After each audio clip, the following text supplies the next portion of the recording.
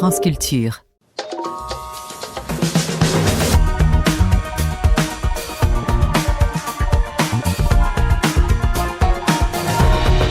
L'heure est aux tensions entre EDF et son principal et unique actionnaire, l'État. L'entreprise, désormais publique depuis sa renationalisation actée en juillet 2022, entend défendre ce qu'elle considère être ses intérêts et négocie durement un tournant historique, la fin de l'accès régulé à l'électricité nucléaire historique, l'ARENH, prévue pour le 31 décembre de cette année. Or, ces négociations ont laissé entrevoir un État relativement entravé dans ses tentatives d'imposer sa volonté qui pourrait être grossièrement résumée par une stratégie de minimisation des conséquences d'un tel changement de régime pour les entreprises industrielles françaises qui ont vu ces derniers temps leur compétitivité largement entamée et notamment par l'envolée des prix de l'énergie depuis le début de la guerre en Ukraine. Or, au début du mois, EDF a annoncé que serait mis en place un système de contrats mis sur le marché via un système d'enchères européenne pour livrer les entreprises concernées et les fournisseurs d'électricité, de quoi sérieusement inquiéter les industries, notamment de la sidérurgie, de la chimie, bref, toutes celles qui sont particulièrement gourmandes en électricité et qui craignent l'envolée du prix du mégawattheure à l'heure où il n'a jamais semblé aussi difficile de rester compétitif face à la concurrence américaine ou chinoise. Et elles ne sont du reste pas nombreuses à s'être portées volontaires pour signer ces fameux contrats. Par ailleurs, les pistes pour penser l'après-ARENH provoqueraient, selon une étude publiée par l'UFC Que Choisir le 25 février dernier, une augmentation de 19% en moyenne de la facture d'électricité d'un foyer moyen, soit jusqu'à 250 € supplémentaires par an. Alors est-il de la responsabilité d'EDF en tant qu'entreprise publique de soutenir la réindustrialisation française ? Comment expliquer que ce qui aurait pu ou dû être un outil dans les mains de l'État se transforme en adversaire particulièrement coriace ? Et faut-il craindre une dérégulation généralisée des prix de l'électricité ? Ce sont toutes ces questions que nous allons mettre en lumière jusqu'à 15h dans cette émission préparée et programmée par Bruno Barada, réalisée par Françoise Le Floch et mise en onde par Anthony Thomasson et Mineta Diawara.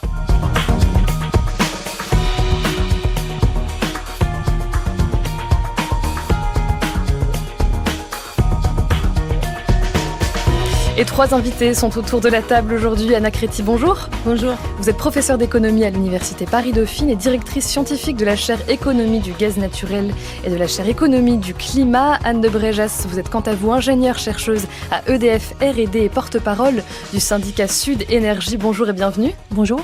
Et Franck Roubanovitch, enfin bonjour. Bonjour. Vous êtes président de l'association de grands consommateurs industriels et tertiaires français d'électricité et de gaz. Alors peut-être un petit mot, Franck Roubanovitch, sur ce qu'est cette association. Tout à fait. Le CLE existe depuis 20 ans et on a justement été créé quand on a commencé à voir les dégâts que provoquait la dérégulation. On représente tout type d'entreprise puisque ça va du transport avec la SNCF aux distributeurs d'eau comme Veolia, l'industrie agroalimentaire, la papeterie, la métallurgie, les télécoms, le commerce et j'en passe. Donc toutes les configurations. Très bien. Depuis le début de la guerre en Ukraine, je le disais, les prix de l'énergie ont été à l'origine de beaucoup d'inquiétudes et de difficultés. Tant que les entreprises paieront plusieurs fois le prix de l'énergie des États-Unis ou de la Chine, il sera impossible d'être compétitif. Voilà ce que déclarait l'ancien président de la Banque centrale européenne, Mario Draghi, lors d'une conférence en octobre 2024 à l'Agence internationale de l'énergie.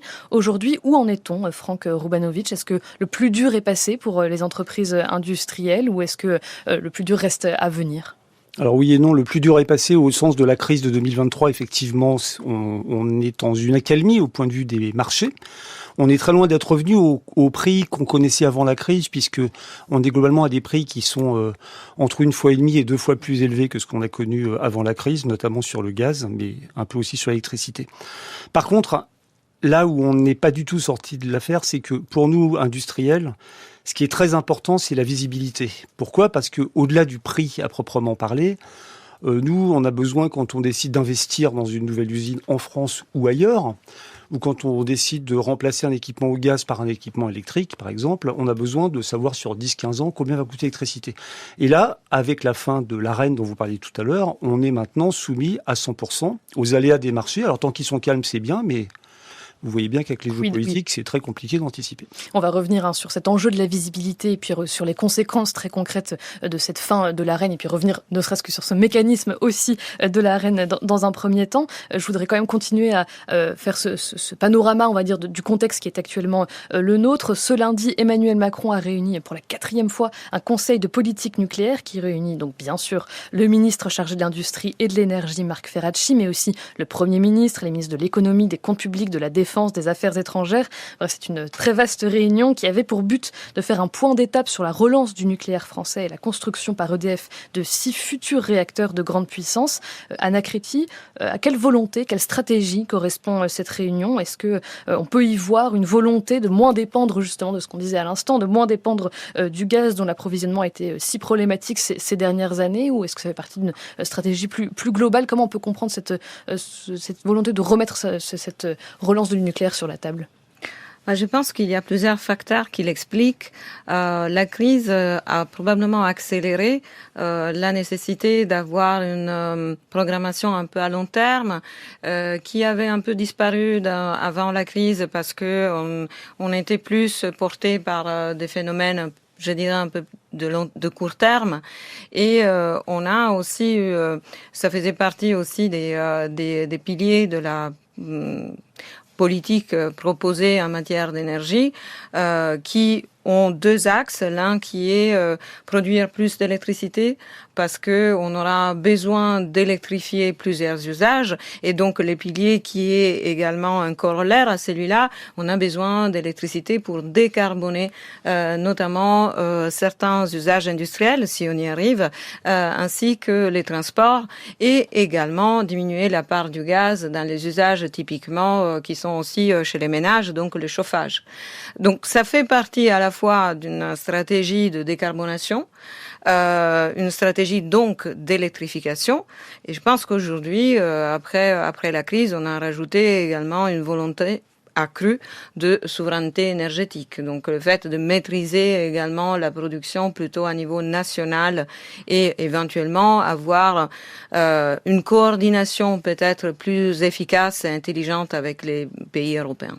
Et donc avec une forme d'indépendance aussi, même si nous verrons que ce n'est pas forcément très simple, on va le dire comme ça, en termes d'électricité et puis de production nucléaire. Ce qui est intéressant, Anne de Bréjas, c'est que dans la dernière version de la 3e édition de la programmation pluriannuelle de l'énergie, mise en consultation au début du mois, le 7 mars, les objectifs de développement du photovoltaïque, pour le coup, ont été revus à la baisse. La filière du solaire souffre d'être la dernière arrivée dans un système électrique français dont l'offre dépasse en ce moment la demande. C'est ce qu'estime Jules Nissen, le président du syndicat des énergies renouvelables. Là, il faut nous expliquer, Anne de Bréjas, on produit trop d'électricité en France actuellement ? On est exportateur, la France est exportateur net d'électricité depuis toujours. Alors là, c'est vrai qu'on a battu récemment des records d'export. Oui, on produit plus que ce qu'on consomme. Mais ce qui se passe surtout, c'est que, comme l'expliquait Anna Créti, les objectifs d'électrification des usages, qui devraient donc augmenter la consommation d'électricité, ne sont pas au rendez-vous. Et donc, le gouvernement réagit un peu à ça. On peut dire aussi en parallèle qu'il y a un très fort développement du solaire, notamment en Allemagne, qui risque de poser problème à terme, parce que l'équilibrage du système électrique se fait à l'échelle européenne. Néanmoins, dans les scénarios de long terme, il y a des scénarios qui ont été faits, notamment par RTE, jusqu'à 2050. On voit que on n'a pas, le chemin n'est pas si facile que ça. C'est-à-dire qu'aujourd'hui, on est en surproduction, mais il va falloir renouveler complètement le parc vieillissant, le parc de production d'électricité, et en plus passer d'une part d'électricité qui est aujourd'hui de l'ordre de 25% à plutôt les 2/3. Donc on va plutôt vers un besoin fort de production. Alors, est-ce qu'il fallait réduire ce développement ? Le vrai problème qu'on a, c'est qu'on ne peut pas avoir de politique de stop and go comme ça, qui risque de mettre en danger des filières. Il faut absolument avoir une vision de plus long terme. Oui. Ce qui est intéressant, c'est qu'on a là à la fois la question de l'électrification des usages. Donc là, c'est au moins du moyen terme, si ce n'est beaucoup plus du long terme. Il y a quand même une question que je voulais vous poser, Anna Créti, c'est dans quelle mesure le contexte qu'on vient d'évoquer, et notamment celui de la crise de l'énergie qui est liée avec le début du conflit en Ukraine. Dans quelle mesure ce genre d'événement-là, donc très court-termiste, très conjoncturel et puis lié à une très forte incertitude, peut vraiment modifier les comportements? Est-ce qu'aujourd'hui, si l'offre, on va dire, d'électricité excède largement la demande, c'est aussi parce qu'il y a ce souvenir-là, parce qu'il y a cette méfiance-là aussi, et puis tout simplement parce que les comportements, y compris des ménages, pas que des industries, des Français, ont été durablement modifiés? Est-ce que, de façon générale, on consomme moins d'électricité en France? Disons déjà que c'est un peu dommage d'avoir attendu un événement majeur qui était parmi les événements possibles. On savait que, dépendant du gaz russe, une crise n'était pas excluse, donc on n'avait pas suffisamment pris en compte ces facteurs de risque, même s'il y avait eu la guerre de la Crimée. Donc on avait eu des facteurs d'alarme qu'on a largement sous-estimés. Et donc on s'est retrouvé dans une crise avec des mécanismes donc de réponse à la crise, parce que on a été fortement chahuté par ces prix élevés. Donc les prix élevés ont été jusqu'à un certain point quelque part un peu atténués par des systèmes qu'on a connus, donc en gros des subventions distribuées à la fois aux ménages et aux petites entreprises, un peu moins aux grands industriels. Ce qui a fait, à mon avis, déjà, après il y a eu également tout l'appel à la sobriété. Je pense que c'était ce que j'appelle moi un gros expériment naturel qui a permis un peu à tout le monde de s'interroger sur qu'est-ce que c'est l'électricité, qu'est-ce que c'est le gaz, comment on le consomme. On est encore sur l'après-crise, donc on a été un peu, c'est comme les grands brûlés en fait, on garde toujours des mécanismes de surattention, ce qui est très bien, mais il faut capitaliser sur ce qu'on a vécu. Est-ce que c'est un phénomène structurel? C'est l'une des questions sur lesquelles encore on n'a pas une certitude, on va dire, très avancée. On remarque qu'il y a effectivement des comportements plus attentifs à ce qui est la dépense, les factures d'énergie. Il y a aussi une progression quand même des alternatifs chez les ménages, notamment par rapport aux fournisseurs historiques, ce qui commence en fait à nous dire que effectivement les gens comparent un peu, s'intéressent un peu plus déjà à ce qui est leur consommation.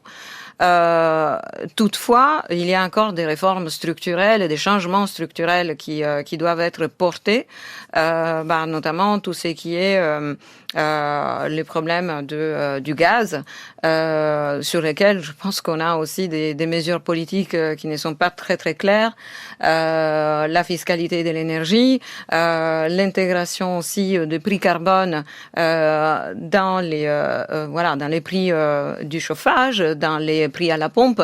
Donc on a toute une série, un chantier qui va nous dire petit à petit si, pour répondre à votre question, on a vraiment un changement épocal dans la consommation d'énergie. Et de fait, la consommation de gaz en France est retombée apparemment à son niveau de 1995. La consommation d'électricité a baissé de 7% par rapport à la période avant la crise. Franck Roubanovic, on peut aussi faire un lien assez direct avec de fait la baisse de production qui s'est suivie de ces tarifs justement un peu trop élevés pour les entreprises. En fait, derrière cette baisse de la consommation, il y a aussi une économie qui tourne au ralenti. Il y a aussi ce lien qu'on peut faire. C'est très clair. La crise a eu comme effet immédiat la baisse de la production chez les grands industriels électro-intensifs, puisque là, tout simplement, ça devenait beaucoup trop cher de produire des métaux, d'acier, etc., par rapport à ce que faisaient nos concurrents. Et puis la reprise est assez timide, et comme je l'évoquais tout à l'heure, j'ai un certain nombre de membres du CLE qui ont décidé de ne plus investir dans des nouvelles usines en France parce que tout simplement, il n'y a pas de visibilité et que les prix restent, comme vous le soulignez tout à l'heure, 2 fois plus élevés qu'aux États-Unis ou ailleurs. Donc, et c'est tout aussi vrai dans le domaine du gaz. Vous avez mentionné les électro-intensifs. Peut-être pour nos auditeurs, nos auditrices, nous expliquer à quoi correspond cette catégorie. Vous avez raison. Alors, je vais essayer de ne pas être trop jargonneux pour nos auditeurs. En fait, l'électro-intensité, c'est la part que représentent les dépenses d'énergie dans les dépenses totales de l'entreprise. Et en fait, vous êtes électro-intensif, je ne vais pas vous donner les seuils précis, mais quand l'électricité commence à avoir une importance vitale pour la survie de l'entreprise, voilà. Et il y a plusieurs niveaux d'électro-intensité. Bon, on voit en tout cas que c'est peut-être les entreprises les plus gourmandes, on va dire, ou celles qui sont les plus dépendantes pour leur production d'une... Pour illustrer peut-être, ça va être la sidérurgie, ça va être l'aluminium, ça va être le papier, ça va être la chimie, voilà, pour vous donner quelques... Et donc de fait des secteurs qui ont effectivement énormément pâti aussi de cette crise. Anna Créti, vous avez dit que cette crise, on va dire liée à la guerre en Ukraine, a été l'occasion de se redemander ce qu'était l'électricité. Et c'est vrai que c'est une question qu'il faut peut-être mettre sur la table au tout début de cette émission, parce que c'est important et ça va alimenter aussi la conversation qu'on va avoir. Anne de Bréjas, qu'est-ce qu'est l'électricité ? Est-ce un droit ? Comment peut-on la qualifier ? Alors, c'est qualifié dans le Code de l'énergie comme un service public qui doit être géré dans des conditions d'égalité. Je pense que tout le monde peut voir qu'aujourd'hui, c'est pas du tout le cas. Et donc, l'électricité, c'est une onde qui se déplace presque à la vitesse de la lumière sur tout le réseau, c'est-à-dire le réseau européen interconnecté. C'est un bien de première nécessité qui est très difficile. Enfin, la demande peut très peu s'adapter, donc c'est loin d'être très adapté au marché, on va le dire gentiment. C'est-à-dire que les gens ont besoin d'électricité. Alors, ils peuvent déplacer un peu certains usages, le lancement de leur machine à laver, par exemple, mais ça va pas très loin. C'est difficilement stockable. Et donc, il faut maintenir cet équilibre malgré tout. Et donc, il faut planifier à tous les horizons de temps. Il faut planifier à très long terme pour s'assurer que tous les investissements auront bien été faits. Et c'est des investissements de très long terme pour avoir les capacités de répondre à la demande à chaque instant. Il faut planifier à moyen terme pour faire en sorte qu'on organise bien, par exemple, la maintenance des centrales et la gestion de l'eau dans les lacs pour en avoir au bon moment. Et puis, à très court terme, il s'agit de savoir qui produit quoi en quantité. Et donc, en fait, je pense que le problème de fond, enfin, moi, depuis le début, je dis que l'électricité ne peut pas être mise en concurrence et je pense que personne n'est capable d'expliquer ce que ça veut dire de mettre l'électricité en concurrence. Toutes les personnes connectées au réseau ont exactement accès à la même électricité. On peut choisir le fournisseur qu'on veut. Il n'a absolument aucun levier sur la qualité de l'électricité. Il y a plusieurs producteurs, mais en fait, qui produisent de manière complémentaire et non pas en concurrence. Et pour faire une analogie, c'est comme si on avait c'est très semblable à un réseau d'eau, alors beaucoup plus compliqué à une autre échelle, mais c'est comme si dans une ville, vous aviez un réseau d'eau et on vous proposait de choisir, de mettre en concurrence des fournisseurs pour vous fournir tous la même eau. Et donc ça ne fonctionne pas, mais ça fonctionne pas depuis le début en fait. Il y a eu des crises, mais là si on voit où on en est, donc on sort d'une crise absolument majeure. Ça a été décrit par Franck Rubanovic. Donc il y a eu des délocalisations, des faillites, il y a eu des communes qui se sont retrouvées face à des factures qu'elles pouvaient pas régler, des particuliers, etc. Ça fait quand même maintenant presque 4 ans qu'elle a démarré cette crise. Elle a démarré avant la crise en Ukraine. Elle a démarré avec la flambée des prix du gaz suite à la reprise post-Covid. Ça fait en septembre 2021, donc 3 ans et demi, que Bruno Le Maire disait mais enfin on a un prix de l'électricité qui est absolument aberrant, il faut faire quelque chose. Tout le monde progressivement, enfin nous ça faisait quand même très longtemps qu'on le disait, mais tout le monde progressivement s'est ému de ça, y compris Ursula von der Leyen. Il a été décidé, d'abord, tout un tas de mesures provisoires qui étaient contraires aux théories de marché, mais ensuite une réforme en profondeur du marché de l'électricité qui avait comme objectif principal de faire en sorte de rapprocher les prix des coûts et de un peu se débarrasser, utiliser le moins possible ce prix de marché. Et nous, depuis le début, on dit, mais cette réforme, elle était engagée sur de mauvaises bases, puisqu'il était absolument pas question de pouvoir débattre du fait de sortir l'électricité de la concurrence et de revenir à un système public toujours interconnecté aux autres. On aurait continué à échanger de la même façon avec les autres. Et donc, il y a eu plus d'un an de négociations à n'en plus finir. Ensuite, des négociations avec EDF. On va y revenir sur le post-ARENH. Aujourd'hui, on est dans une situation... alors moi, peut-être, en tout cas pas meilleur, si ce n'est pire qu'avant. C'est-à-dire que, aujourd'hui, les prix du gaz baissent. Si demain, ils reflambent, on va être dans une situation peut-être pire. Et là, ça fait, je vous dis, presque 4 ans. Je pense qu'on a une crise majeure devant nous. On a l'impression d'avoir, je sais pas, je vais dire un peu méchamment, mais des mouches dans un bocal qui s'agitent sans trouver la sortie parce que on s'accroche à un marché qui ne peut pas fonctionner. Anna Créti, sur cette incompatibilité entre concurrence et électricité. Je pense qu'il faut un peu voir qu'est-ce qui est aujourd'hui en concurrence et qu'est-ce qui ne l'est pas. Dans la filière d'électricité et de gaz, il y a l'amont, donc la production, et l'aval, donc la fourniture au client final, qui sont en concurrence, mais je dirais que c'est une concurrence quand même qui est plus proche de l'idée qu'on utilise en économie de la contestabilité, c'est-à-dire il faut que les entreprises qui rentrent dans ces marchés restent quand même des très grandes entreprises et très capitalistiques, très souvent verticalement intégrées avec les fournisseurs. Donc qui sont le maillon final et qui s'adresse donc au consommateur final, soit-il un ménage ou un industriel. Et au milieu, il y a quand même ces classes de monopoles naturels qui sont les réseaux, donc les réseaux de transport et les réseaux de distribution. Et derrière, il y a quand même des notions économiques fortes dans la mesure où on a un mécanisme de régulation avec des tarifs qui sont donc définis par les régulateurs, l'ACRE, dès lors qu'il y a en fait un problème sur les coûts et l'importance des coûts fixes, notamment dans les réseaux. Et donc, si on revient au moment où on a décidé de l'ouverture, de la mise en concurrence de ces marchés, d'abord l'électricité et 2 ans plus tard le gaz, l'idée était de dire que dans la production, il n'y avait pas ces caractéristiques de monopole naturel, qu'on pouvait donc ouvrir progressivement à la concurrence. Et l'objectif de cette ouverture à la concurrence était profondément européen. C'était vraiment l'idée de dire on met tous les consommateurs européens avec les mêmes bases, les mêmes types en fait de formation de prix. Et donc c'est vraiment je dirais les paradigmes européens, le fait de dire libre circulation des biens, du travail, des capitaux et donc aussi de l'énergie. De façon à voir qu'un consommateur qui est en Grèce, un consommateur qui est en Pologne se trouve face au même type de création de valeur de cette commodité qui est essentielle.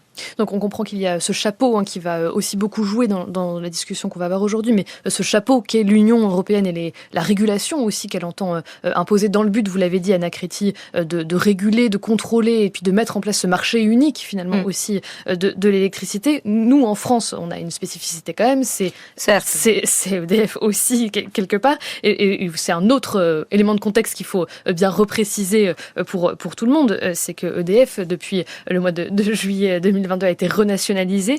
Franck Rubanovic sur ce contexte. Non, je voulais également rebondir sur ce que Anna Créti vient de dire. Ce qui est paradoxal pour qu'un marché européen concurrentiel puisse fonctionner, il faudrait que la concurrence s'exerce également sur la production, c'est-à-dire dans un monde qui n'existe pas du tout, il faudrait que EDF, Engie, Enel puissent installer des centrales nucléaires où ils veulent, ou des barrages où ils veulent.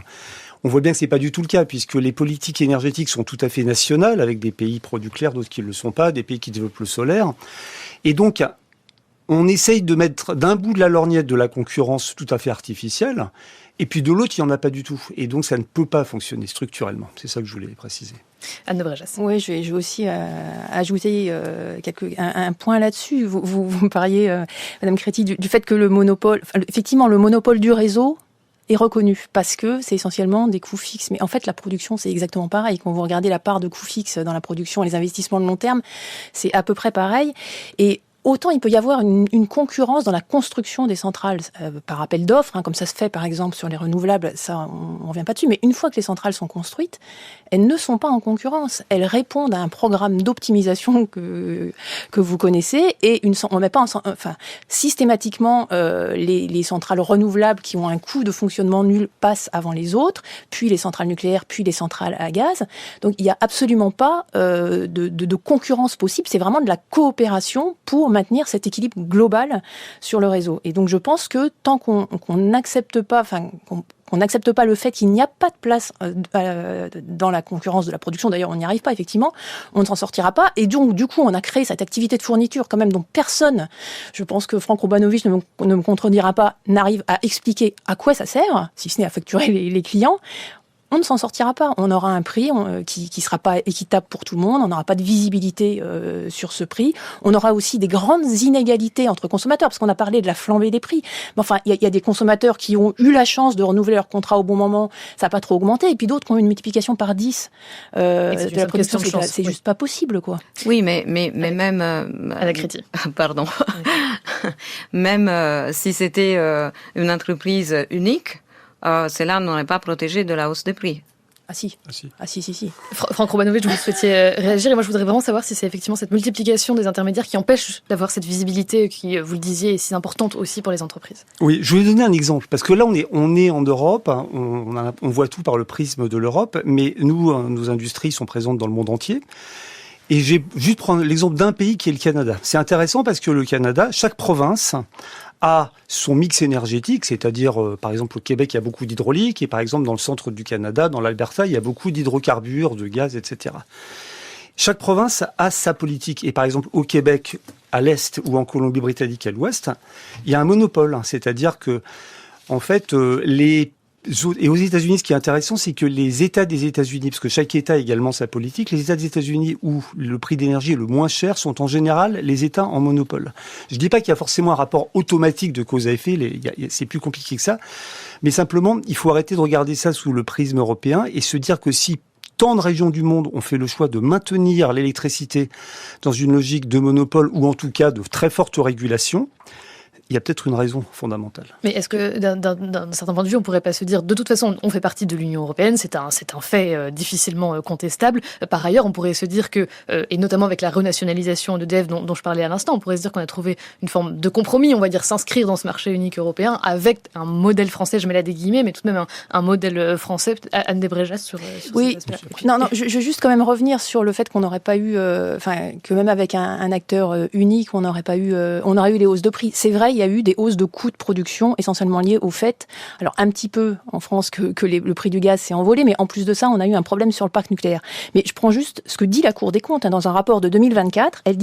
Elle estime que la facture globalement acquittée par les clients finals et les contribuables pour l'approvisionnement en électricité excédera de 37 milliards les coûts de production nationaux en 2022-2023. 37 milliards sur 2 ans qui sont partis. Elle le rajoute aussi, il y a eu 30 milliards de marge bénéficiaire nette répartie entre les acteurs des marchés, producteurs, fournisseurs, négociants, intermédiaires de marché. C'est pas EDF, EDF a pas fait des bénéfices. Donc voilà, il y a 30 milliards qui sont partis dans des marges absolument gigantesques. Et ça, c'est indépendant de la question européenne. C'est-à-dire que on mélange aussi le fait que le marché a amené des meilleurs échanges avec nos voisins. Enfin, les interconnexions se sont développées avant les marchés et il est absolument possible de maintenir l'amélioration qui a été amenée par les marchés, c'est-à-dire des échanges plus fluides, qui représentent un tout petit gain à l'échelle de l'Europe. Mais ce que je propose avec d'autres, c'est de revenir à des systèmes publics nationaux qui continuent à échanger via les marchés européens avec les voisins.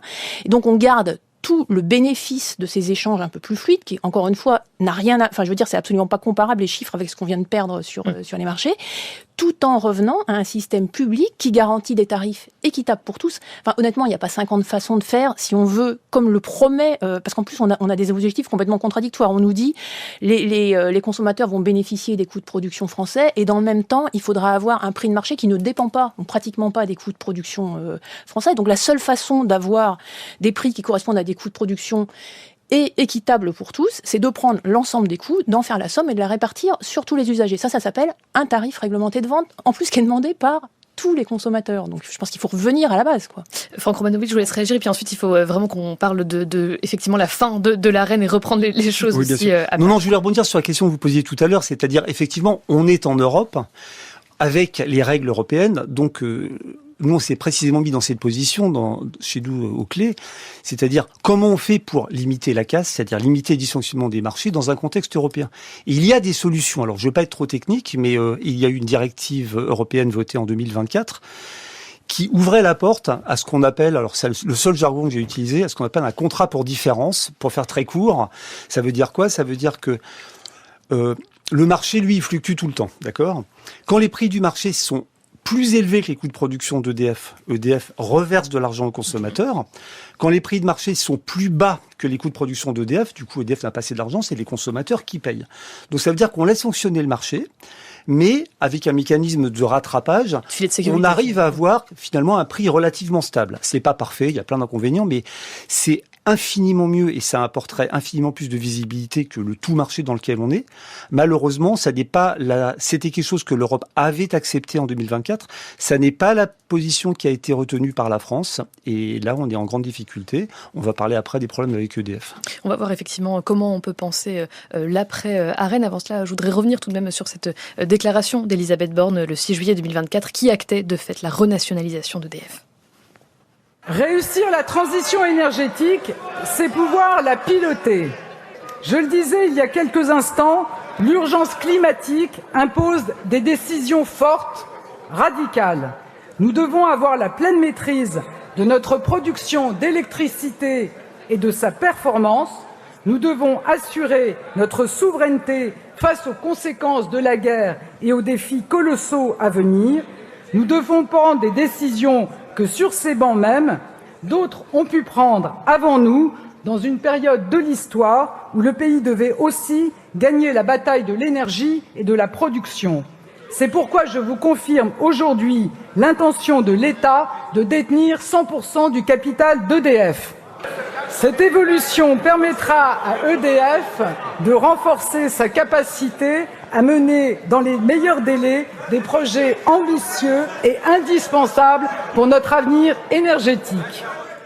Mener dans les meilleurs délais des projets ambitieux. Bon, les meilleurs délais, ce sont peut-être pas forcément ceux qu'on connaît actuellement, mais justement ça va nous intéresser. Ça va aussi, on va dire, tendre aussi toute la réflexion qu'il y a autour de ce passage à l'après-accès régulé à l'électricité nucléaire historique. Anna Créti, finalement, et pour mettre les choses au clair, est-ce que parce qu'il y a eu cette renationalisation, est-ce que parce que l'État est devenu actionnaire à 100% d'EDF, ça veut dire que leurs intérêts entre EDF et l'État convergent absolument, ou est-ce qu'au contraire, et on le voit notamment dans les négociations actuelles, mais est-ce qu'au contraire, il y a quand même deux entités qui doivent de fait sans cesse négocier ?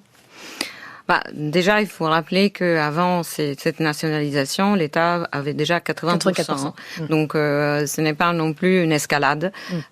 C'était, je pense, une correction par rapport peut-être à une anomalie qui était conçue dans les moments historiques qu'on a vécu. Par ailleurs, ça fait du bien de réécouter les mots urgence climatique parce que je pense qu'on les avait oubliés depuis. Mais la question, c'est est-ce qu'une entreprise qui, avec toutes les criticités qu'on peut faire, joue dans un marché qui est ouvert à la concurrence, peut être en même temps aussi les leviers de la politique énergétique d'un État. Alors, je pense que déjà en soi, c'est quelque chose qui peut être débattu et qui, à mon avis, est un peu la raison pour laquelle il y a un alignement difficile entre les objectifs de politique énergétique et de souveraineté énergétique qui est fondamental même dans la construction européenne. Il y a les marchés, mais en fonction de la souveraineté énergétique, chaque pays peut décider de façon, on va dire, personnalisée sur les mesures de politique énergétique et aussi les rôles et l'ambition et l'équilibre aussi financier d'une entreprise qui reste une entreprise, qui a des concurrents, qui se positionnent non seulement en France mais également en Europe et possiblement aussi dans le monde, qui poursuit quand même une profitabilité. Et oui.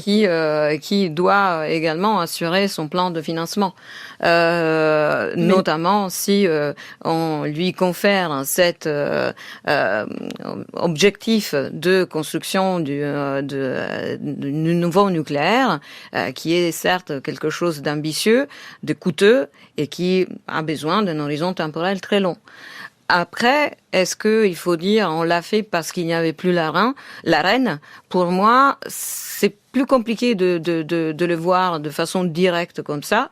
L'ARENH, dès qu'il a été introduit, ces mécanismes, je ne sais pas si on veut revenir un peu brièvement c'est une bonne chose. Parce que pour comprendre pourquoi on doit s'en passer à partir du 31 décembre. Je me rappelle très bien parce que c'était vraiment l'année où je suis arrivée en France et tout le monde me disait mais qu'est-ce que tu en penses de l'ARENH ? Donc moi, il a fallu que je comprenne et c'était donc un mécanisme transitoire dès le moment qu'il a été intégré degrés, il était transitoire. Donc, on savait depuis 2009 qu'il allait finir en 2025. Et il était là pour une raison spécifique. C'était un peu un compromis entre la France et la Commission européenne, dans la mesure où la France n'avait pas emboîté les pas sur la vitesse d'ouverture à la concurrence de son marché. Et donc, on a créé ces mécanismes particuliers dans lesquels EDF reste propriétaire des moyens de production nucléaire historique, le H de ARENH est là, qui fait partie presque, je dirais, du patrimoine français parce que c'est un parc électronucléaire construit à partir des années 70 avec les contribuables français et qui donc, grâce à un mécanisme un peu particulier, partage une partie de la production électronucléaire sur une base transparente, unique avec ses fournisseurs alternatifs, donc avec les concurrents d'EDF sur les marchés de détail, donc sur les marchés pour les consommateurs finaux.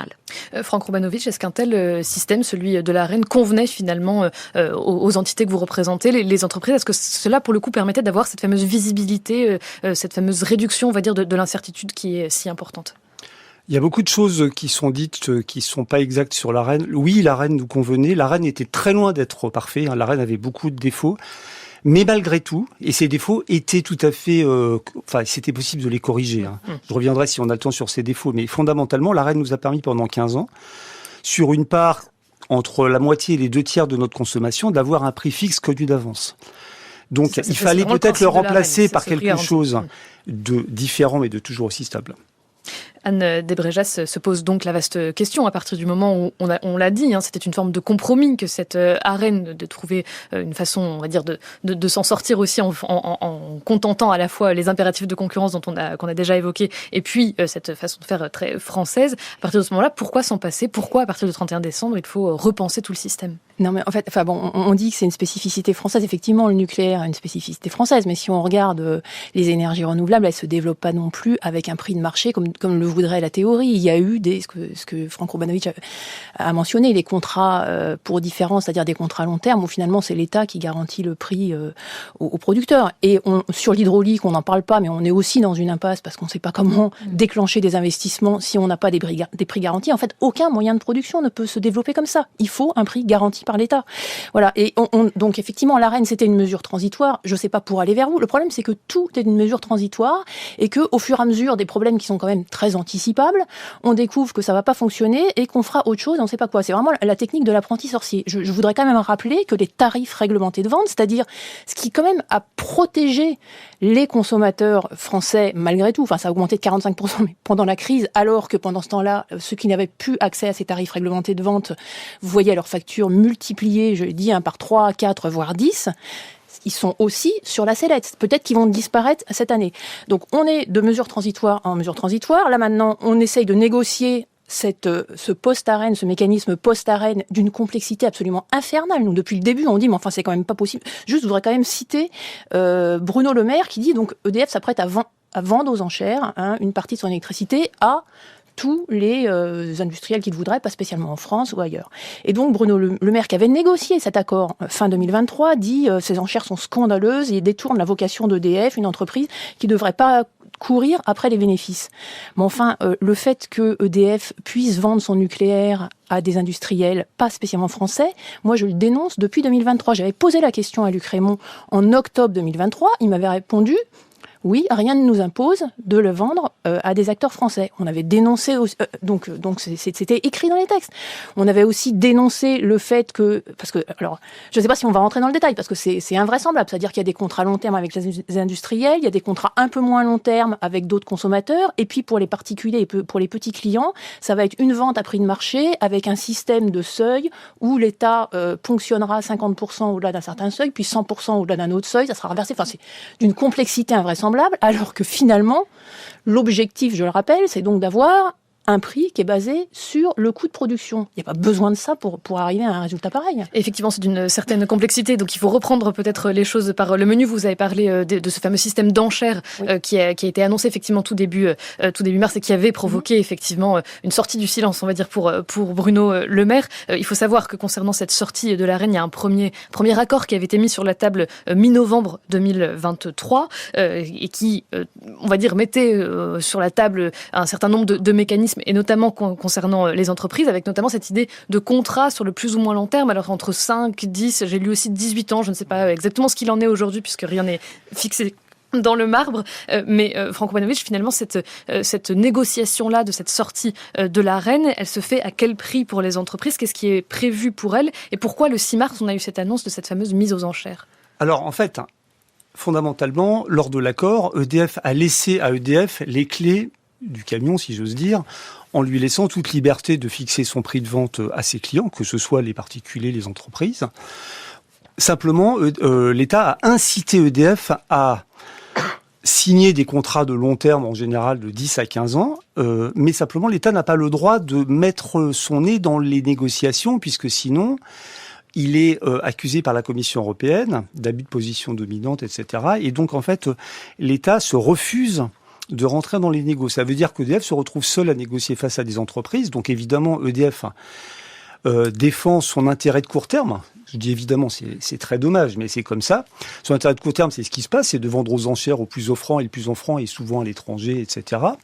Et puis, ça veut dire qu'aujourd'hui, il se tire une balle dans le pied, puisque en n'offrant pas aux entreprises industrielles la visibilité, il va amener ces entreprises à quitter le territoire français ou à moins produire. Donc il y aura moins de besoin d'électricité dans les années qui viennent. Et donc sur les marchés, l'électricité sera moins chère. Donc en fait, c'est perdant-perdant.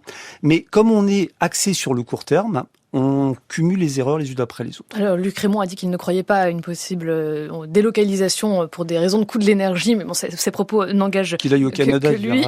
Voilà.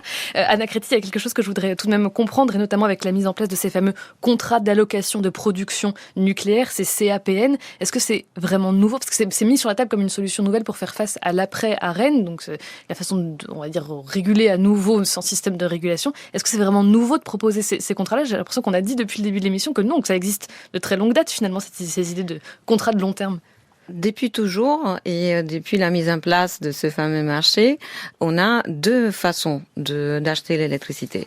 Une qui est sur les marchés et l'autre c'est avec des contrats bilatéraux qui font partie du droit privé. Donc un arrangement entre un producteur et un acheteur qui décide le volume et les prix. Après, comme il y a effectivement des risques, soit sur les volumes que sur les prix, s'agissant en particulier d'une commodité aussi étrange que l'électricité, en général, on met en place des contrats avec des clauses qui mènent un peu de flexibilité. Donc, typiquement, les contrats aux différences avec des prix qui peuvent, à tour de rôle, protéger l'intérêt de l'acheteur et du vendeur. Donc, les CAPN est une forme de contrat à long terme.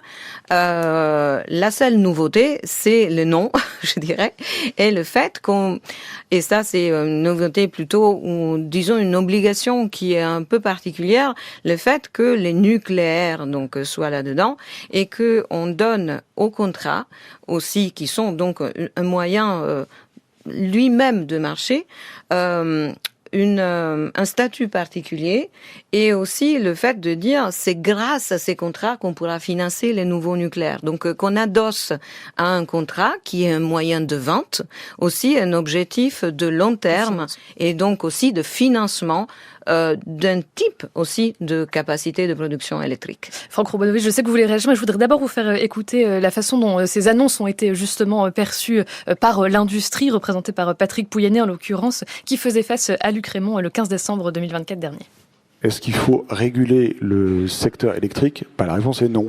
Nous sommes en train de faire vivre le post-Arenh depuis plus d'1 an déjà. Nous avons, grâce à cela, fait émerger tous ensemble un marché À 2029, ce que l'ARENH ne permettait absolument pas. Le maximum de visibilité qu'avaient les clients, c'était 1 à 2 ans au-delà de l'horizon. Donc jusqu'à 2028 ou 2029, aujourd'hui, il y a de la visibilité sur les prix. Il faut augmenter les volumes et allonger la maturité. On n'a pas 29, c'est pas vrai. On a 28 aujourd'hui. On a 28, nous n'avons pas 29. EDF a peut-être 29 pour certains clients, mais nous on le voit pas. Je tiens 29 à votre disposition, chers amis, sous la présidence, sous la vigilance. Il va falloir augmenter le volume. On a plus 4, on n'a pas plus 5 aujourd'hui. Donc, l'engagement d'EDF, c'était de passer d'un monde dans lequel, finalement, l'administration des prix avait tué notre marché avant qu'il existe, à un monde dans lequel nous avons de la visibilité à long terme pour tout le monde, pour permettre aux clients, à la fin, c'est le client qu'on veut servir tous ensemble, d'avoir de la visibilité, de la stabilité sur ces prix. Je pense que nous sommes en train de réussir à créer ça. Il y a encore un peu de travail pour allonger les maturités, le message est pris. Le message est pris, Franck Rubanovic, on voit là tout l'enjeu de cette question de la visibilité et puis des données disponibles également. Et de fait, il faut quand même préciser que seules 10 lettres d'intention ont été rédigées par les industriels pour avoir accès, on va dire, pour nouer ces fameux contrats, des lettres qui n'ont pas de valeur juridique, je crois. Comment on explique le peu d'enthousiasme finalement? Déjà, il faut savoir que les fameux contrats d'allocation de production nucléaire et contrats de long terme, ça ne représente que 5% des volumes français. C'est-à-dire qu'en pratique, 95% des entreprises n'y auront pas droit. D'accord? Donc déjà, c'est très limité. Après, imaginez-vous, vous êtes une entreprise. Vous devez vous engager sur 15 ans. Quand votre carnet de commande, il est à 3-4 ans, vous voyez bien que c'est quand même très compliqué. Et en plus, parce que c'est la cerise sur le gâteau, il y a plusieurs cerises, mais je vais en citer qu'une seule. Vous devez payer d'avance 3 ou 4 ans de consommation d'électricité. Donc quand vous avez du mal déjà à investir dans vos propres usines, et qu'en plus, pour terminer, le prix de l'électricité proposé est trop cher et plus cher que ce que vous pouvez payer, c'est pas étonnant que personne ne signe. Et juste un dernier mot par rapport à ce qu'a dit Patrick Pouyanné, là, qu'on a entendu. Il a changé d'avis entre-temps parce qu'il s'est rendu compte qu'en fait, ça marchait pas du tout comme ça. Anne Desbrejas, vous souhaitez également réagir. Oui, bon, déjà, ça me fait sourire d'entendre Patrick Pouyanné qui vante les bienfaits du marché, évidemment, dans les 30 milliards de rentes qui sont cités par la Cour des comptes, Total Énergie en fait partie. Donc, je pense que personne n'est satisfait de la situation dans laquelle on est. Effectivement, la visibilité à long terme, personne ne l'a. Après, dire qu'il faut compter sur l'investissement privé pour le nucléaire, je pense que, moi, à mon avis, c'est le contraire. Il faut compter sur l'investissement public et de plus en plus de gens le disent parce que quand bien même on arriverait à faire ces fameux CAPEN, d'abord effectivement c'est 5%, mais en plus de ça c'est maximum 15 ans. Or, quand on lance une centrale nucléaire, c'est pas 15 ans qu'il faut de visibilité, c'est 60 ans.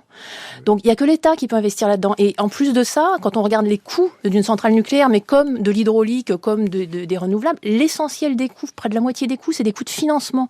Donc ça veut dire qu'il faut absolument arriver à financer avec des taux d'intérêt, des taux de rentabilité d'investissement demandé le plus bas possible. Qui peut faire les taux les plus bas? C'est l'État, dans un système régulé. Et en plus, on introduit des risques, c'est-à-dire que quand on demande à des gens, à des industriels de prendre, en fait, ils prennent une part dans une centrale, avec un droit de tirage de tant de % de la centrale, ils prennent un risque. Effectivement, si la centrale tombe en panne ou si la tranche tombe en panne, c'est vraiment problématique pour eux.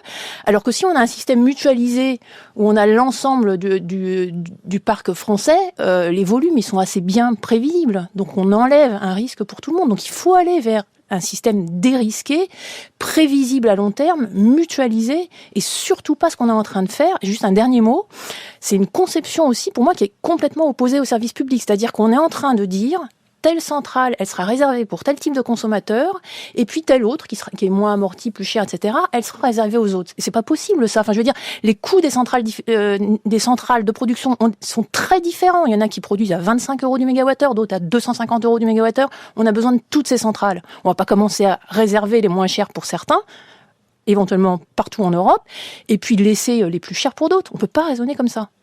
Franck Rubanovic, une dernière question peut-être sur ces KPN. EDF a notamment argumenté que finalement fixer des KPN au coût comptable de production pourrait être invalidé par la Direction générale de la concurrence à Bruxelles au motif qu'ils avantageraient indûment l'industrie française par rapport à ses concurrents européens. C'est un argument entendable selon vous? C'est vrai, c'est-à-dire qu'en fait EDF est effectivement exposé à ce risque, mais c'est pour ça qu'on est dans la quadrature du cercle qui ne peut pas fonctionner, puisqu'en fait le mécanisme où on laisse la main à EDF EDF étant contrôlé de partout par la Commission européenne, il marche pas. D'où le besoin d'une régulation beaucoup plus globale. Une régulation plus globale, mais on le voit, le dialogue entre l'État et EDF, c'est parfois compliqué, en tout cas a du mal à avancer et les tensions sont parfois vives. Alors qui suis-je et à quoi puis-je servir ? Voilà la question que se pose ou que devrait se poser EDF et que se pose en tout cas le groupe Pamela dans un titre sorti en décembre 2024. First thing in the morning, got through another night of wondering, who am I? What am I doing this for? Really why? Why am I closing the doors? No sleep, no dreams, no feelings real. I feel weak, oh weak, not the easiest feel. Who am I? What am I doing this for? Really why? Why am I closing the doors?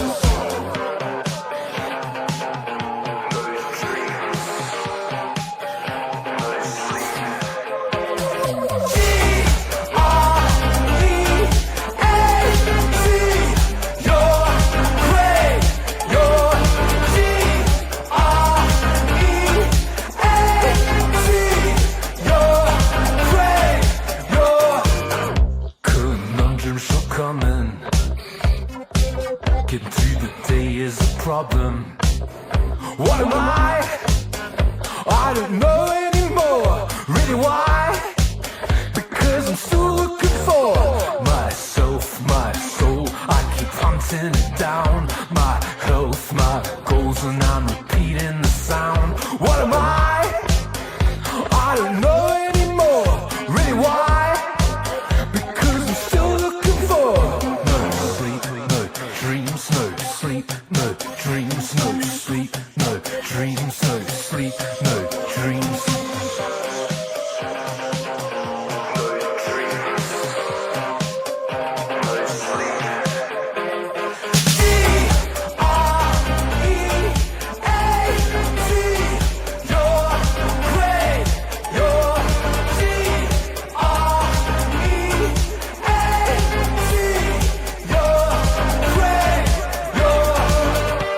Vous êtes bien à l'écoute de France Culture. Les réformes auxquelles EDF est confronté tendent les relations entre l'entreprise et son unique actionnaire, l'État, au nom notamment des intérêts de l'industrie française et de sa compétitivité. C'est le sujet de la table ronde d'actualité du jour d'Entendez-vous l'écho.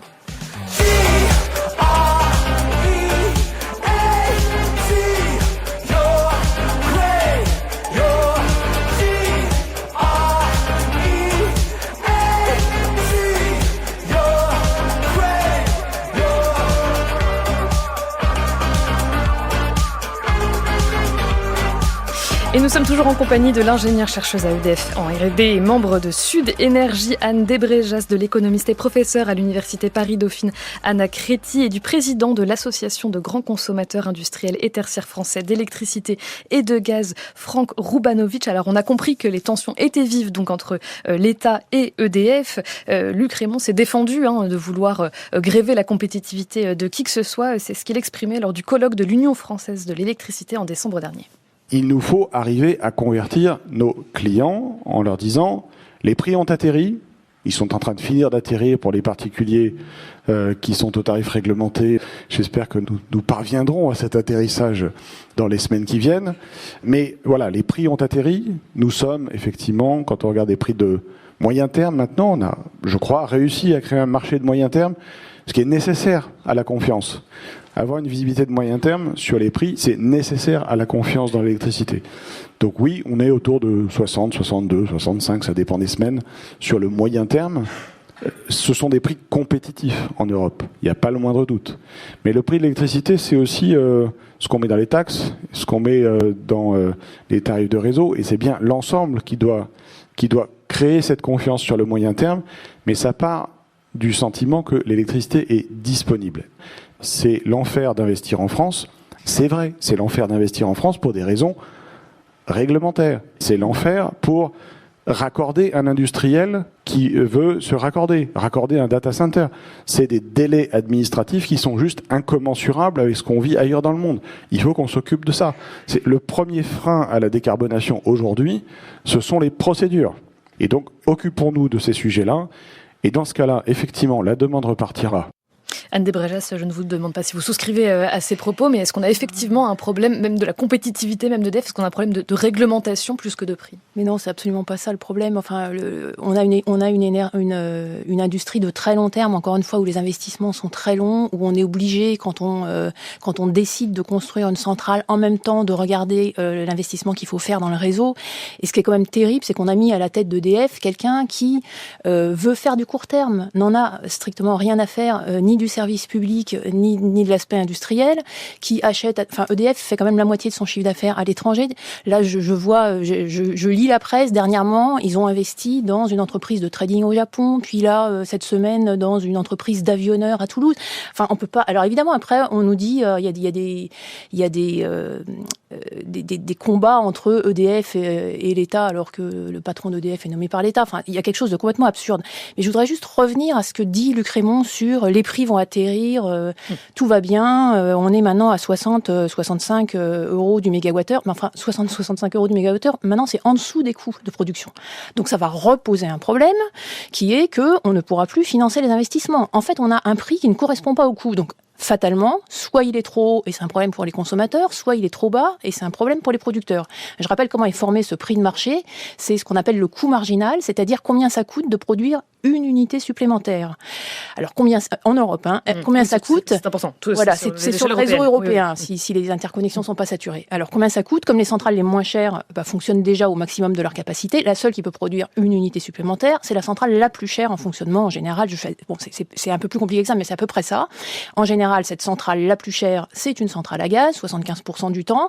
Et donc, et combien ça lui coûte de produire ? Ça lui coûte en gros le prix du gaz qu'elle met dedans, plus les prix du CO2, etc. Et donc, c'est comme ça qu'on se retrouve avec un coût de production de l'électricité qui est très peu dépendant des prix du gaz et un prix de marché qui est extrêmement dépendant du prix du gaz, qui est très volatile, incontrôlable, parce que ça dépend de la conjoncture européenne, la conjoncture mondiale.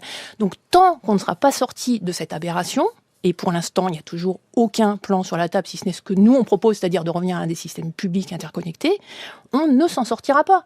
Alors, et puis, le jour où les prix du gaz reflambent, et personne ne sait dire qu'ils ne vont pas reflamber, on sera reparti dans la même crise qu'au 2021, et quand ils s'effondreront comme ils se sont effondrés à d'autres époques. On a oublié ce qui s'est passé avant la crise, parce que c'était la plus grosse. Mais enfin, sans arrêt, on a des problèmes, parce que tant que les prix ne correspondent pas au coût, on a des problèmes à répétition. Franck Roumanovic. Non, je vais rebondir simplement sur ce que disait Anne. Effectivement, les prix ont atterri, disait Luc Rémont, mais on est dans un aéroport, donc les prix vont redécoller. La seule question, c'est quand. Et il ne manque pas d'incitation à redécoller, que ce soit en Russie, que ce soit en Chine, que ce soit aux États-Unis, que ce soit au Moyen-Orient.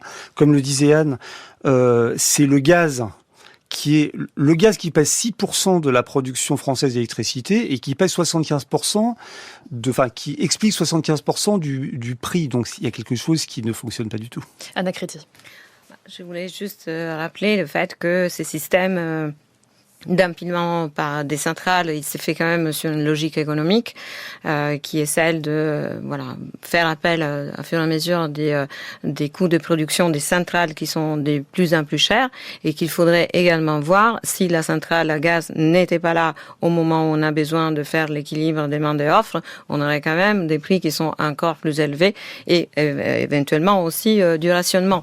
Donc on peut voir le système d'un côté ou de l'autre. Alors ce n'est pas pour être forcément à la défense de quelque chose, c'est juste pour expliquer. Et le fait de dire le positionnement après de la France par rapport à l'Europe, encore une fois, là, on a un moment de tension parce que il y a ce besoin d'investissement. Et d'investissement dans un moyen de production qui est celui d'EDF, c'est-à-dire les nucléaires en France, et qui a toute une série de difficultés, les coûts, les délais, les know-how qu'il faut avoir pour construire des centrales, leur localisation, mais il me semble que ça fait quand même 30 ans que ces systèmes ont commencé et depuis on a quand même fait des investissements. Donc ce n'est pas, c'est très difficile de faire toujours les liens univoques les marchés ne fonctionnent pas, on peut pas investir dans le nucléaire parce qu'il y a les marchés et que ce ne sont pas les bonnes règles. Il faut voir les problèmes d'investissement dans le nucléaire sous plusieurs angles et voir quelles sont éventuellement les défaillances d'un problème d'investissement sur un type de capacité spécifique et pourquoi il y a autant de difficultés, d'hésitation. Et vous avez dit ils atterrissent et ils vont décoller. Moi, je remarque aussi dans les discours de Luc Rémont les mots. Il faut convertir. Alors, c'est comme si on était dans une religion.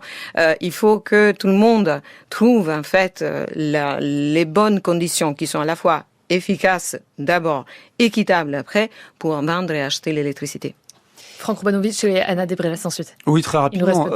Madame Créti, je suis pour le coup pas tout à fait d'accord avec vous. Nul ne dit qu'on peut se passer des centrales à gaz. Il est évident que les centrales à gaz ont besoin d'assez d'argent pour tourner. Simplement, il n'est pas logique de faire payer le coût de la centrale à gaz à l'ensemble de la production, qu'elle soit ici nucléaire, hydraulique. Donc il existe dans d'autres pays du monde, et notamment en Amérique du Nord ou en Asie, des systèmes dans lesquels on rémunère chaque centrale à son coût complet de production. Et ensuite, on fait une moyenne, excusez-moi pour un terme bateau, on fait une moyenne pondérée de tout ça et ça donne un coût pour le consommateur final. Ça marche très bien. Et ça ne met pas en cause l'existence des centrales à gaz. Anne Desbrejas. Oui, j'allais dire la même chose, c'est-à-dire que même dans un système 100% public comme était EDF, on empile de la centrale la moins chère à la centrale la plus chère. C'est le programme d'optimisation, on ne remet pas en cause ça. Le problème, c'est de se servir du signal d'optimisation comme un prix, ce qui a été expliqué. Et je pense qu'il faut séparer. On a effectivement un problème de coût, il faut maîtriser les coûts des investissements. Mais là, aujourd'hui, on a un problème de prix qui est complètement indépendant, qui n'a pas de rapport avec les coûts. Et ça on s'en sortira pas. Et quand vous dites on est arrivé à faire des investissements depuis 30 ans, on n'a pas fait d'investissement dans le nucléaire, pratiquement pas. L'hydraulique, on n'arrive pas à en faire. Et les énergies renouvelables, tous les investissements qui ont été faits, c'est encore une fois garanti par l'État, c'est-à-dire avec des mécanismes qui n'ont rien à voir avec le marché, avec des entorses au marché. Merci, on voit que le débat est loin d'être terminé et on aura sûrement l'occasion de revenir sur ce sujet qui nous occupe et nous a beaucoup occupé aussi à Entendez-vous l'écho. Merci infiniment à tous les trois, Anne Desbrejas, Franck Urbanovic et Anna Créti d'avoir participé à cette émission. Merci.